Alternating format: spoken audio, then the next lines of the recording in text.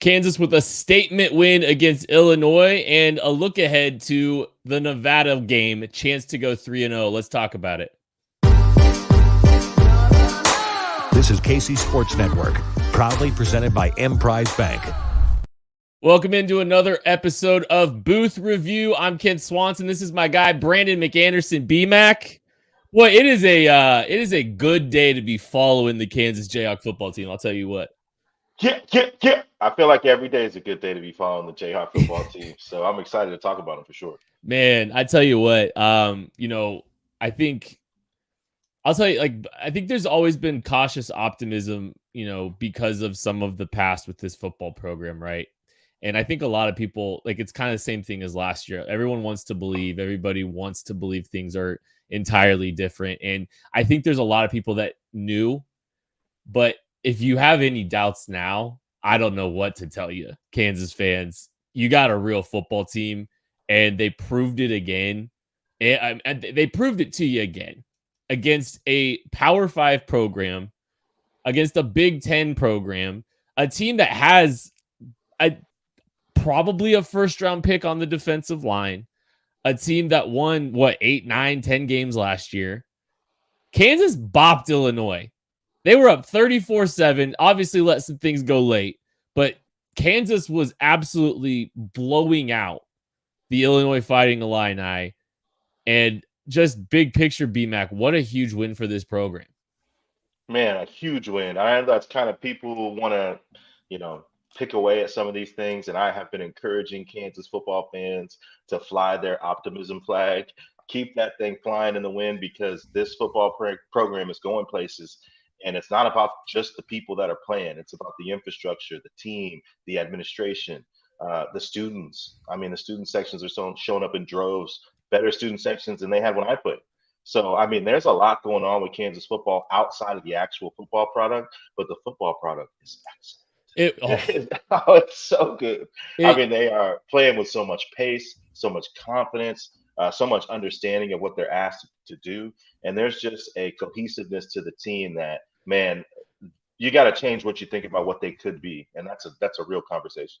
I think that was a big moment to change that conversation with that win. I want to talk about that in a second, but before we get, deep diving into some of the cool things that happened in that game, and there's a lot that we want to talk about, I know, but I'll tell you what, I went to the game. I brought my 7-year-old boy. We went to the game. He had an incredible time.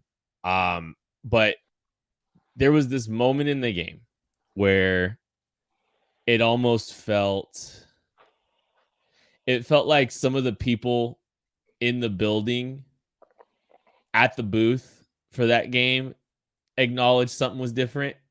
And I don't know if you felt it either, but the KU defense was awesome the whole game. They were playing fantastic for most of the game. They played fantastic early, obviously, and Kansas gets out to a 21-0 lead. Well, most of the time the noise is reserved for third downs, right? Most of the time, that noise is reserved for third down. But the KU crowd was ready to erupt for that team. KU rolls out, it's 21-0, and the defense gets onto the field, and the pop in the crowd was like it was a third down before a down even happened. And there was just this sense that it was almost like the people that were holding back a little bit were ready to celebrate a little bit and be like, okay, all right, this is different. Yeah. Something's different about what's going on here. And there was just a different pop for this team rolling out up 21-0, just ready to erupt. It wasn't third down. That was a moment I looked around and I said, you know what? I think that was almost a turning point for the vibe in that building and for this fan base a little bit. Yeah, the West stands too at times sounded like the student section. I mean, sometimes they were leading the roar and I could hear it over my head. I'm thinking, whoa, we are into this, man. This is happening. And just some things on defense. The environment was incredible. They have a crispness to their program that is you see on every play. You see it on every physical body. That 1% better thing is a real thing, and they are really stepping into it. And you're seeing the accumulation of a lot of 1% early in the season. And I think you can get lulled to like, and we've talked a little bit about this. You can kind of get lulled into a level of comfort as a fan base if there's nothing, if there's nothing new, and like there isn't a ton of newness to the product as far as the players themselves, except for they're all better. You're right. It's that 1% growth in the physical strength and the physical changes to the bodies of some of these guys. But it's not like wholesale changes. Like this whole group came out of nowhere a little bit with a group of talent, talented players, but there was a lot of a newness to what you saw on the field. That's not necessarily, it's a lot of veterans that just went out there and put in the work. And the physicality, BMAC, you talked about the physicality. You've spent time talking about the physicality. It's looked different this year than it has in years prior. And against a Big Ten opponent, the KU physically dominated them, had depth, had energy through 4 quarters. There's just so much about just the tone that this in the way that this group was able to play with the kind of physicality. I was very impressed by that off the jump. Yeah, and like you mentioned before, these are real people. Like you were being generous. Johnny Newton's getting drafted in the first round. I don't even think there's a question about that. I think Randolph Jr. will definitely be a Yeah. second, third round pick. Yes. He's a real player. Move over to the other side. Isaiah Adams plays left guard, right guard, and left tackle, and he will be in the NFL. I don't know what round he'll be in the NFL. Orlin Kreutz's son is the center, Yeah. a 4-star. He'll be in the NFL as well. So I'm just telling you, this was not a bunch of slouches lined up in Illinois uniforms. These were the same guys. Now, they may not have the same set of skill players. And if we want to be completely honest, I thought their secondary was good. I thought they had good edge players. I mean, like their edge rush combination players were all pretty talented, all had good size, all young. I think those guys are going to be very good players. This was your Kansas Jayhawks sending a message to a very good football team. And they talked about in the media all week about physicality. This is and they weren't saying it like they were scared. They were saying it like you prepare for a test. We talked about physicality all off season, and now we have an opportunity in week 2 to see where we are. And boy, did we ever see where they were. Teams that run zone, sometimes they don't get the physicality. They don't get the physicality tag all the time. Some people want to, that's reserved for gap blocking. Right. Nah, this was a physical group, and both sides of the ball. I want to give both credit to both sides. I do want to start on the offensive side of the ball though.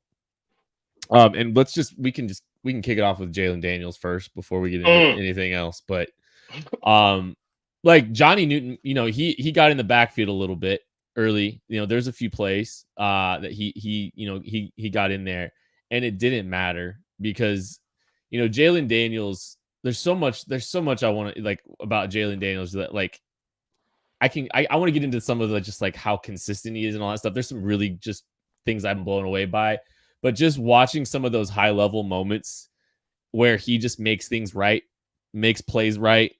That's the difference. In like, I'm not dunking on Jason Bean at all because I think Jason Bean can go out and win this team some football games, but the Jalen Daniels effect and the difference between a guy like a Bean and a Jalen Daniels was evident in that game. And it's why this team was lighting the scoreboard up early because there was just some plays that, Illinois made some and Jalen just made it right still.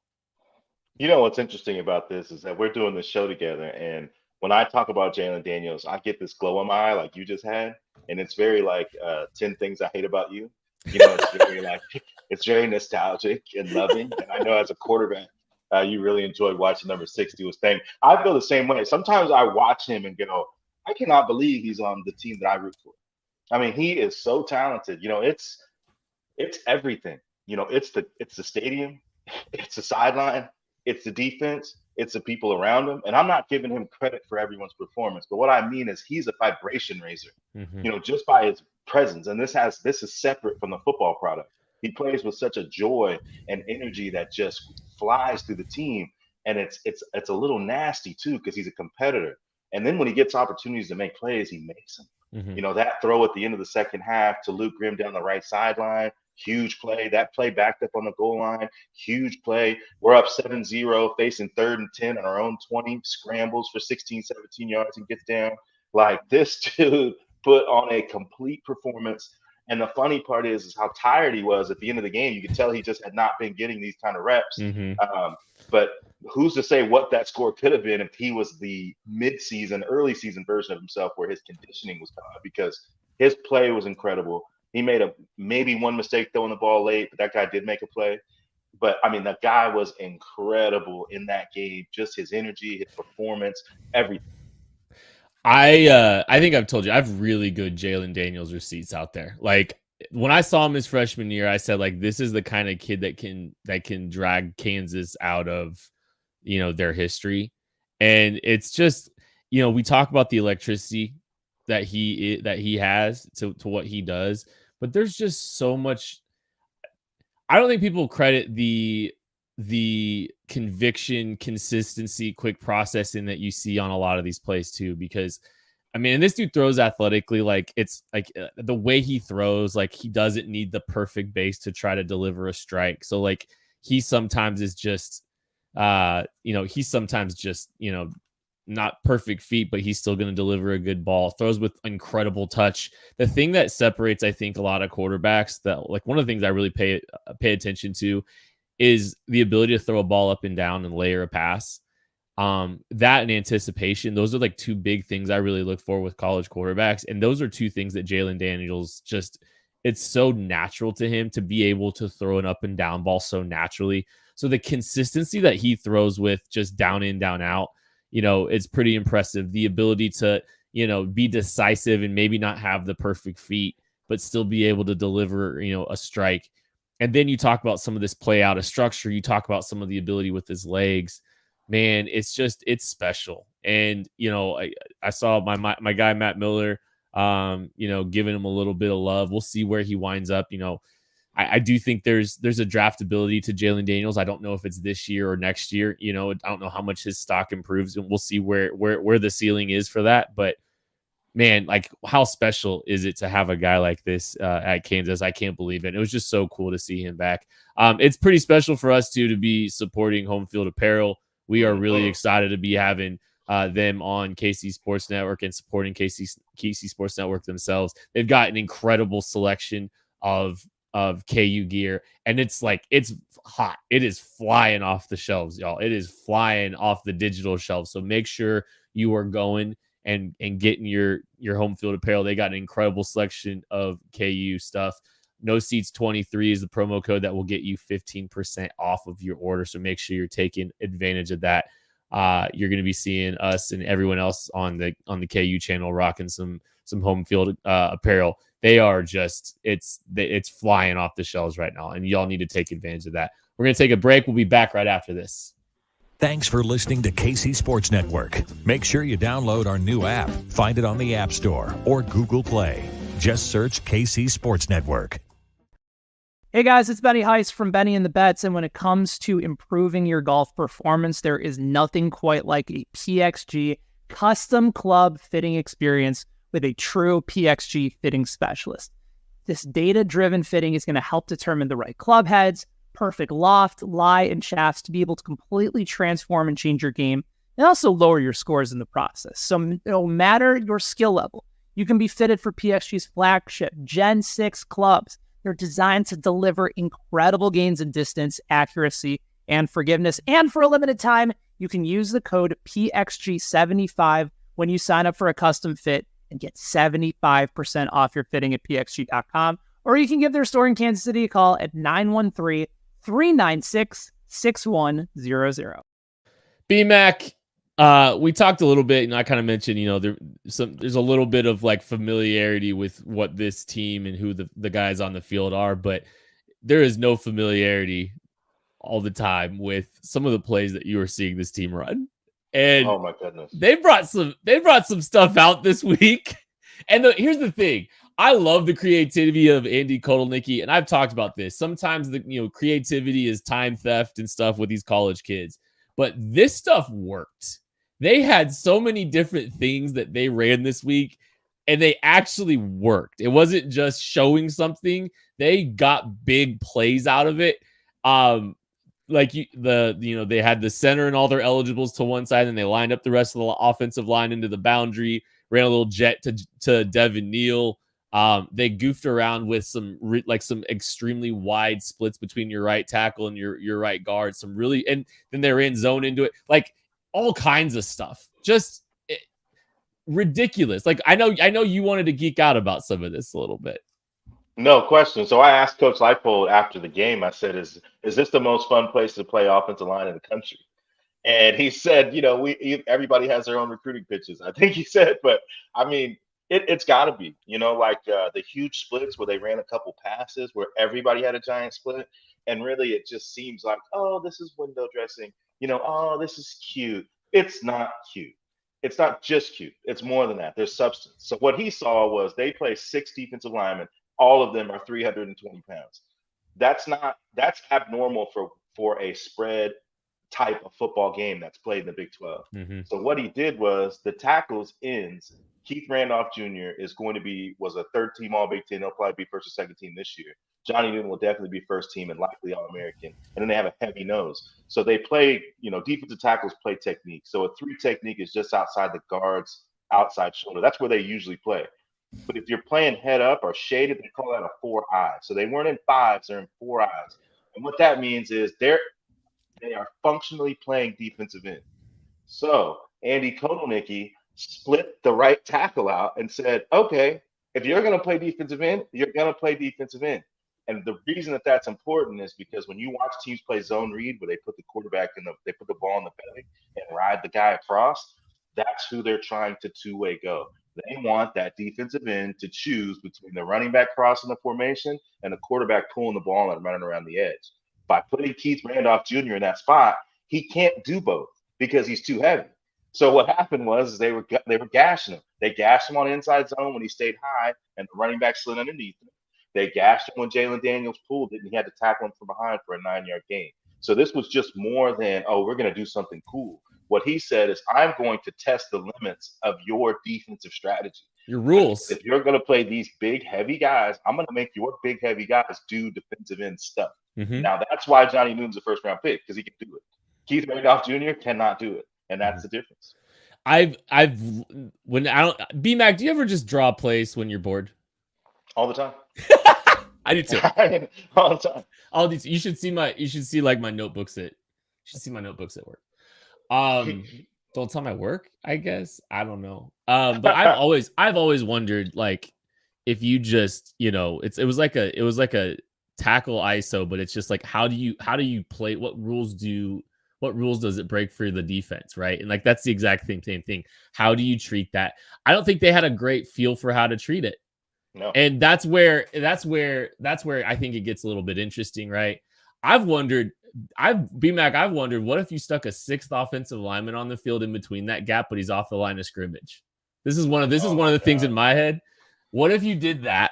So you add a 6th offensive lineman to the field, but you take him off the line of scrimmage, but you still got that big gap. So how does the defensive front treat that? And then guess what? If they don't, you could run that guy in motion. You could change the gap immediately. So like that's like this was the kind of stuff that was that's the kind of stuff that's turned in my head, is like they could do something like that at some point. Just throw a 6th offensive lineman, take him off the line of scrimmage, and then you can run him all over the place. You can change gap. You could do all kinds of crazy stuff, but like just bending the rules the way that they did. And like, okay, so the other thing is like I call it the swinging gate formation. That's like what a lot of people will try to call it. It's, and you'll see kickoff teams or not kickoff teams, field goal teams kind of run the same stuff. It's, you've got your center, you got linemen lined up to the left with a running back behind it. That's essentially what KU did. They put all their eligibles right next to the center. And then they ran a jet motion across and gave it, and Jalen Daniel gave it. And they just had all this space out here to run. We see those little plays run all the time, but I don't think I've seen two kind of unique concepts like that run so well and run so successfully and work the way they did.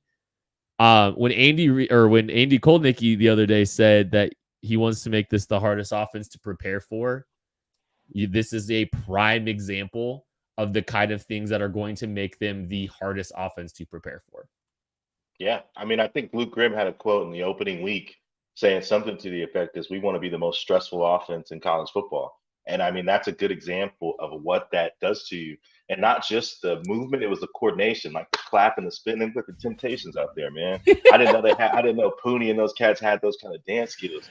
But also like the little pieces. I know for me, we had a similar play that OU ran the year they won the championship, and then we ran under Mangino. That never quite worked. It was similar, two center quarterback guys split out on each side. That never quite worked. And usually they don't work because the point of attack is not secure. One of the things that he did was putting those heavier guys on the right hand side who, guys like Fairchild and Cardell are so huge that makes a difference. They're a little bit smaller than linemen, not way smaller. The other part was putting Lawrence Arnold so wide, because now if you have Jalen as a possible passing threat and the kind of game Lawrence Arnold was having, you have to respect his split. And that was really the distance between the tight ends and Lawrence Arnold. You could barely see Lawrence Arnold on the TV count. You couldn't see him until he came in. That's how wide he was. So there was just all these little pieces that they thought about every piece of that play. So real quick, little sidebar. You watching the NFL this week? Yes. Okay. So Nick Chubb takes a direct snap, hands it off to Deshaun Watson in front, on a kind of a, it's like an outside zone kind of footwork give. But Deshaun Watson pulls a Jason Bean and orbits the running back and sprints back out like Kansas did last year. It looked like some people would see, because KU, they gave it to Jason Bean. Jason Bean did kind of a 180 turn around the quarterback and came and on a little sprint out. Cleveland did that this week in an NFL game, and I hadn't seen that, I don't think, since Andy did it. So people are paying attention, and look, everyone steals stuff from everybody, but I think people are paying attention to some of the stuff that Andy Konicki's doing, and it's working, man. It's working. Absolutely. Go original, right? It's we watched them at Buffalo, and we watched what they did at Buffalo. We watched what they did at Wisconsin Whitewater. It wasn't this. It wasn't anything like this, and it makes you wonder if this was their dream child, that maybe they felt like they didn't have the resources to get to, because there is a belief in it. And I know some of the concepts are similar, but like the movement piece, they didn't put anything like that on tape in the past, and they've been together for 13 years. So their ability to just kind of adapt the concepts of what they're doing and place them in these really cool settings is awesome. And it's not just that. Like, I know from my eyes, and for someone like you who watches the game from a very nerdy perspective, I'm talking like Hubblepuff, Gryffindor nerds of football. So basically, if we were judging Quidditch, that's how nerdy I can get on this stuff. I like when they come out with 4 running backs and a tight end. Like, what formation is that to the defense? You're going to play heavy. How you treat it? Yeah. They're going to play a base defense. They're going to play heavy. There's going to be bigger people on the field. But what do? They split them out in 4 wide. And who was playing running back? Jared Casey. So you're like, wait a minute.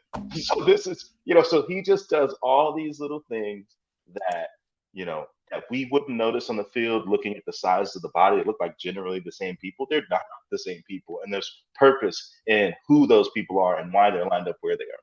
Like Torrey Loughlin, you mean? Yeah. Yeah. Torrey Loughlin, they used him out of the backfield a little bit early in the game, and running routes out of the backfield. And Torrey Loughlin is he's built for Andy Konicki's offense. He's one of those guys that, like, you put him on the menu. If he's on the menu and or if he's in the ingredient list, you can cook with it. And I think Torrey Loughlin, I really appreciated how he used him early in the game. And it's kind of weird, you never know whose talents are going to be exploited in a big way each week. And I think that's what's so cool is, no one saw a Torrey Loughlin game coming, and Torrey Loughlin was exceptional early in the game, and some packagers early in the game that they really wanted to get him involved. And guess what? He scored a touchdown. I think it was the first touchdown of the game, right? Yeah. First drive. One other just quick thing, kind of geeking out a little bit about this offense. The ability to sustain drives is just and it's going to be fascinating to see when they go up against some of these, powerhouse teams in, the Big 12, the Texases of the world, stuff like that. But this team's ability to sustain drives and put these longer drives together has to be infuriating. Like, it's just demoralizing. And that's something I'm going to be paying attention to in some of these bigger games. Is I don't know if it's necessarily clock management or game, it's a game management thing, but it's never a bad thing to put together long sustained drives as long as you're staying ahead of the sticks, staying ahead of the scoreboard. This team just they can kind of suffocate you, just Absolutely. by this approach, and I've just been really impressed with that. Yeah, I mean, it's if you watch a team like Illinois, their success is based on second down success, first and second down success. They were having a moderate amount of first and second down success. That's why the drives were so long. But when you're putting Jalen Daniels in third downs, this is what we talked about, that magic piece, because he has the play caller. They have the continuity. They have the extended vision of the offensive coordinator. You see that in Jalen Daniels. So Illinois wasn't losing every down of that game, hence the long drives. But what was happening is when they got him in third and 7+, Jalen Daniels executed, and Still that's had what makes answers. it special. He Still still had had answers. answers. Mm-hmm. And that is, that's what people define as a quarterback. When you're as a quarterback, if you're special, when things aren't going great or when things break down, can you get us out of it? Like when we're out of the script and we really need something, can you get us out of it?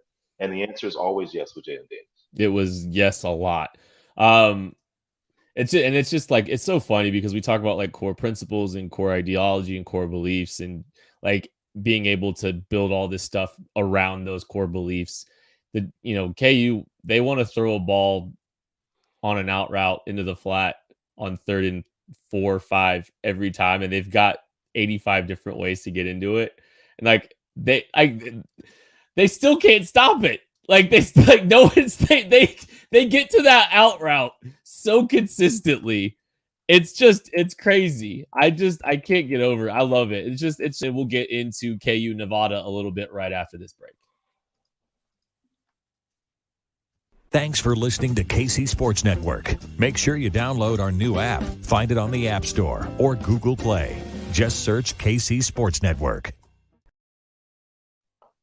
Can you believe we've had 7 months without an NFL game? Crazy, right? Well, good thing that's over. NFL is here. We're in week 2, and DraftKings Sportsbook, an official sports betting partner of the NFL, is giving you a can't-miss offer. This week, new customers can get $200 in bonus bets instantly when you bet just $5 on any NFL game. DraftKings is hooking everyone up with game day greatness. All customers can take advantage of 2 new offers every single game day this September. Check the app to see what you get. Download now and use promo code KCSN to sign up. That's promo code KCSN. New customers can take home $200 in bonus bets instantly just for betting $5. That's code KCSN only on DraftKings Sportsbook, an official sports betting partner of the NFL. The crown is yours. Gambling problem? Call 1-800-GAMBLER or visit www.1800gambler.net. In New York, call 877-8-HOPE-NY or text HOPE-NY. In Connecticut, help is available for problem gambling. Call 888-789-7777 or visit ccpg.org. Please play responsibly on behalf of Boot Hill Casino and Resort. 21 plus, age varies by jurisdiction. Void in Ontario. See dkng.co/football for eligibility terms and responsible gaming resources. Bonus bets expire 7 days after issuance. Eligibility and deposit restrictions apply. And again, that is code KCSN. Defense. KU has defense, first off, BMAC, and that front was the discussion of everyone this offseason, whether or not this front was going to, be good enough, whether this was deep enough, experienced enough, whatever words you want to use. And through 2 games, this defensive front has a lot, and it has a lot of answers for a lot of different types of games if you want to play them, I think. Absolutely. I think that's a very strong group. They're very twitchy. One of the things of these opening weeks, if you look at the rushing total yards, you'd think they're doing pretty good in that department. But honestly, a lot of the yards they've given up have been on quarterback scrambles. So I charted running back run plays, intended run plays. They have over 2 games, 33 carries for 96 yards. That is 2.9 yards a carry. Sheesh. That is winning football. My goal for this team at the beginning of the season was to get down to 3.8 yards a carry.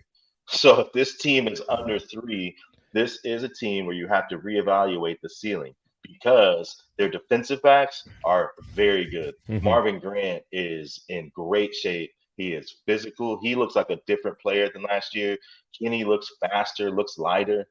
He's not playing both positions as much. He's mostly playing free. Jay, you talked about Romello Dotson's growth, and boy, is he growing. He is not the kind of guy you want to be targeting, and you already know what number 2 does. So you got to stay away from those guys. Then you can throw Kalen Gervin in there and play slot corner.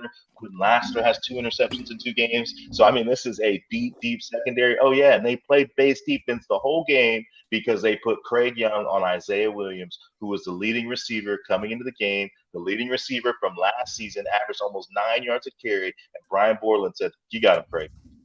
So imagine that for 1 second. Well, dude, and we've talked about how much we love Craig Young, and if you can play base, I mean, he allows you to play personnel differently. That's just the kind of dude he is. The flexibility that he gives you because of his athleticism, his length, his ability to change directions for the linebacker position. Like, it's such a valuable trait to have, and he's an overhang, but like he's a valuable overhang. And you don't want him in the box. And you don't want him there anyway. And it's just, you've got dudes that can hang in the box, but he's the guy you want out in space. And I'm with you. Just, I came away very impressed, continued to be impressed by what he's able to do as a coverage player specifically. Yeah, I know he's listed as a linebacker, and you're more of an NFL draft evaluator. But how many times do you turn on a film and watch a team put a linebacker on the other team's best receiver? Like, which films are those? You're not going to find them. They don't exist. And a lot of it was one-on-one. Like when they made that 2-minute drive, that 2-minute drill drive, he did hit him on a back shoulder. That was very good coverage. When they made a drive in the second half, he hit him on a post corner, which was a long route, I think 15 or 16 yards. He didn't catch any other balls against Craig in man-to-man. So this is, and I'm just the size difference of these two people. Isaiah Williams is 5'9", 180 pounds. And Craig Young's 6'4", 220. And this man is guarding a slot receiver, their number 1 receiver. I know it can be frustrating for Craig because he's not as involved in stats and numbers. But when you put on a show like that, when there's a lot of NFL scouts in the building, I think Craig popped on some radars because his coverage was incredible. Yeah, and he already is on. Like, I think he's already on some radars, some radars for sure. Just because of it's not the stats, it's the tapes. The tape. Watch the tape. Watch what he does, and watch the value he has to this defense. Yeah, the leaps and bounds for this secondary. There's a maturity to them that's just different. And I know Kobe. Took that hit late. That's gonna see him miss the second half of that game. But I genuinely think, and maybe it's, there's some question there, maybe a little too aggressive. I don't know. But I think there is a maturity and confidence so far that we've seen from this secondary that's been very impressive. There's a lot more cohesiveness, continuity. Structurally, they've stayed really, really intact. And then they've made plays on the ball. I know Kobe had that play, I think it was on 3rd down in the 4th quarter. Oh my God. We just kind of reached, like, his little wrap around the receiver and just used his length. That was one of those, like, that's why he gets the kind of attention that he gets. It's just that kind of play, that athleticism, body control, length to make a play on the football, just stuff like that. KU's got 2 good corners. I like both their corners. I'll tell you what, the guy we haven't talked about that I just am still just like continually impressed by. I don't want JB Brown leaving the field. Whoa. I love JB Brown. Whoa. I love that dude. The violence, the physicality he's played with in the run game. I think he's had pretty good instincts in the pass game. Obviously, he got underneath that pass last week, but I know he's probably going to get off the field at some point, but like, I've just been very impressed with what I've seen out of that kid. And I really like the type of player that he is. The downhill physicality he has, but the capable athleticism, instincts, and coverage. I've been very impressed with JB Brown. I like what I saw out of him this week. JB Brown was excellent. He's a guy that, I had kind of limited him in my mind comparing him to some previous off-ball linebackers that we brought in, and kind of just thought, well, maybe they could be good, pretty good, solid tacklers, have to pick up the system, that sort of thing. Not the case with JB Brown. He can do a lot of things. Surprisingly, I was checking some of the transfer portal rankings. Out of the the bevy of transfers, almost 2,000, probably more. JB Brown was ranked 1,052. And watching him do that up and under on their right tackle and cleanly get a sack, he's in their blitz package as their left defensive end.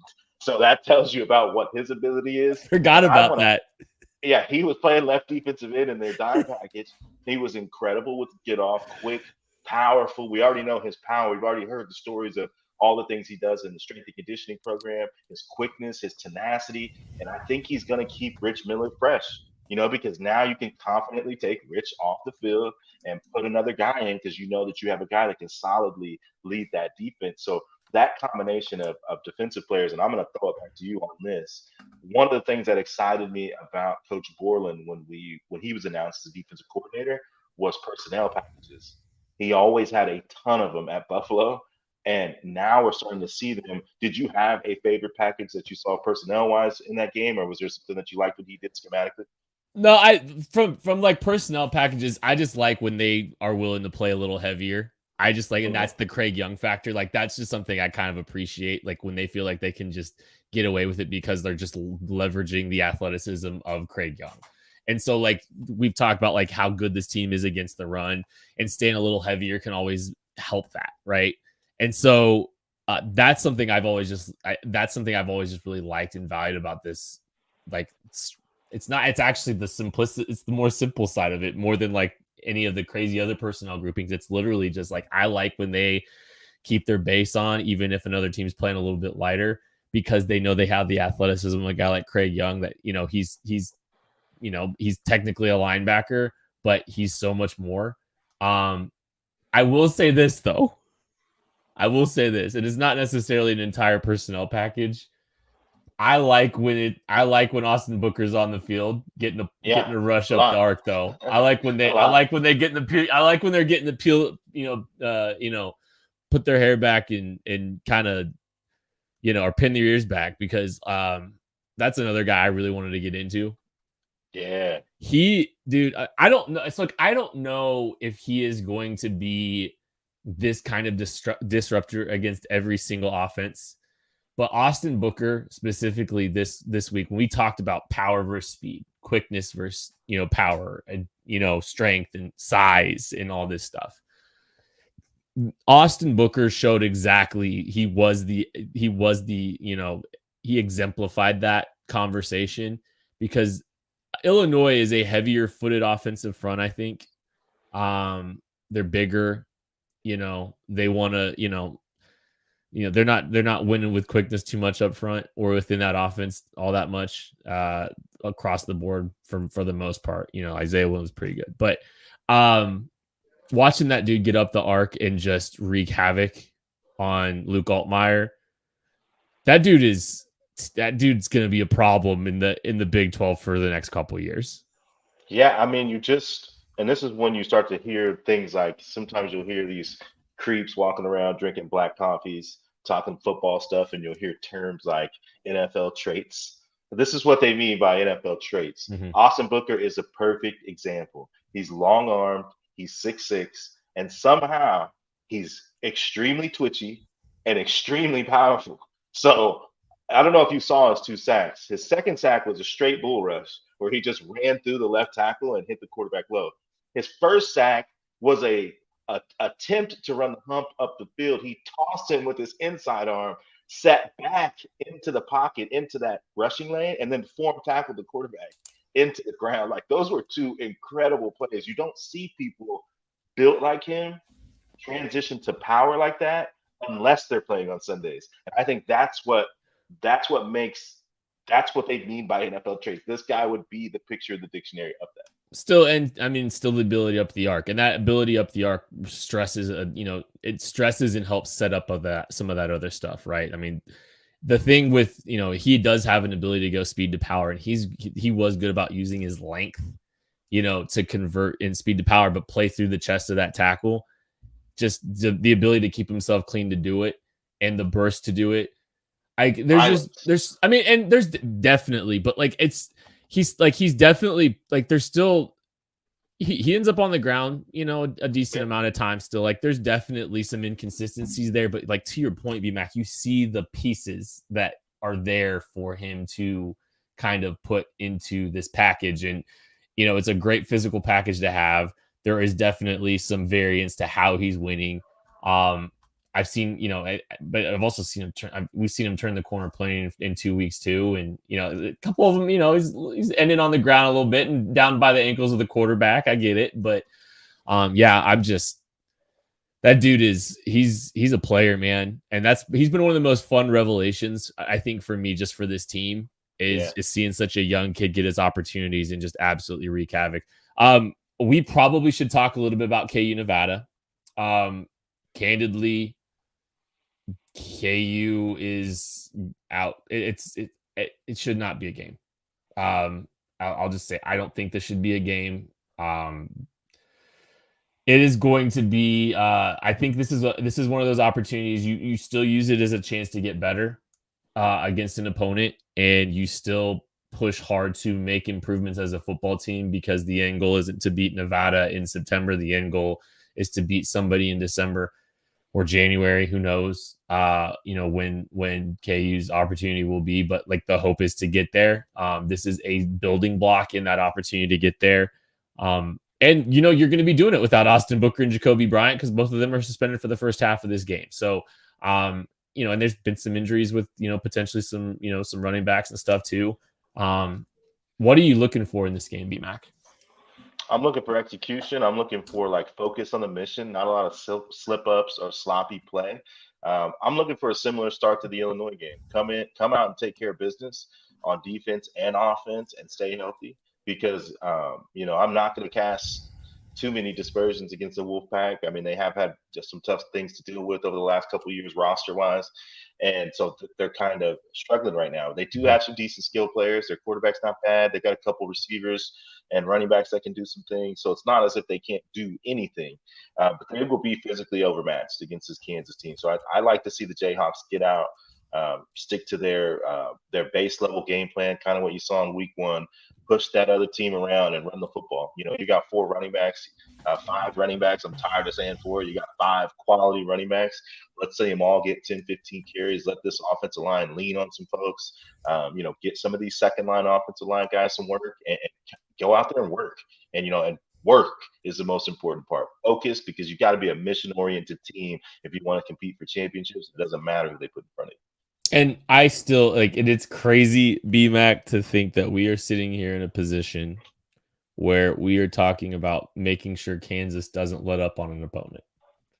Right. I just think about it. It's been, it's just fun to be in this situation right now where you got to take this game seriously. You got to take this opportunity seriously. And if you're looking at, it's KU should manhandle Nevada. They should beat them comfortably. But they still, again, they've got bigger goals in mind, and execution, giving depth on this team an opportunity to play could be really valuable. And you know what? Hey, look, it's not this is the game that you don't mind seeing a Kobe Bryant and Austin Booker.